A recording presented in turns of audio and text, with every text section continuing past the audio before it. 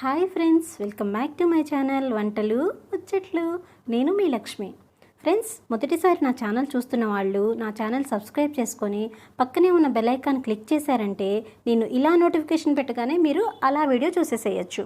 Okay, ఇవాళ మన recipe ఏంటంటే ఆలూ ఫ్రైడ్ రైస్. చిన్న పిల్లల నుంచి పెద్దవాళ్ళ వరకు ఆలూ ఇష్టపడిన వాళ్ళు ఎవరుంటారు చెప్పండి. అలాంటి ఆలూతో సింపుల్ అండ్ సూపర్ అండ్ ఈజీగా ఉండే ఫ్రైడ్ రైస్ చేసేద్దాం. Let's start the procedure.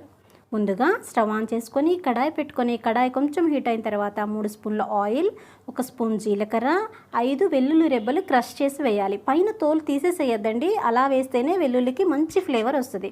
లైట్గా ఫ్రై అవ్వనివ్వాలండి, వెల్లుల్లి మాడొద్దు. మంచి ఫ్లేవర్ వచ్చే వరకు చిన్నగా ఫ్రై చేయండి. కొంచెం ఫ్రై అయిన తర్వాత దీనిలోకి కట్ చేసిన బంగాళదుంప ముక్కలు, వీటిని ఉడకపెట్టలేదండి, మామూలు పచ్చి బంగాళదుంప ముక్కలు యాడ్ చేసుకోవాలి. ఒకే ఒక బంగాళదుంప వేసానండి నేను.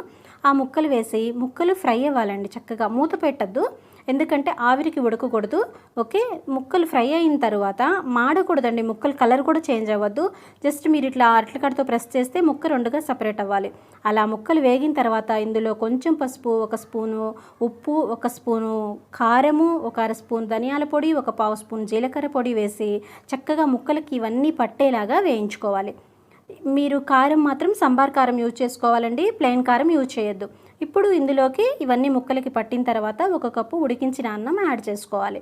అన్నానికి మొత్తం మనం బంగాళదుంప మిశ్రమం అంతా పట్టేలాగా కలుపుకున్నారంటే మన tasty super and easy aloo fried rice ready అయిపోయినట్టే. అసలు గార్లిక్ ఫ్లేవర్ తోటి తింటుంటే చాలా బాగుంటుందండి.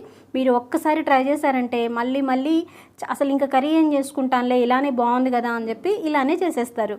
ఫ్రెండ్స్, మీకు నచ్చిందా? అయితే తప్పకుండా ట్రై చేయండి. ఈ వీడియో మీకు నచ్చినట్లయితే లైక్ చేయండి, షేర్ చేయండి, రెసిపీ ఎలా ఉందో కామెంట్ చేయండి. Thank you for watching.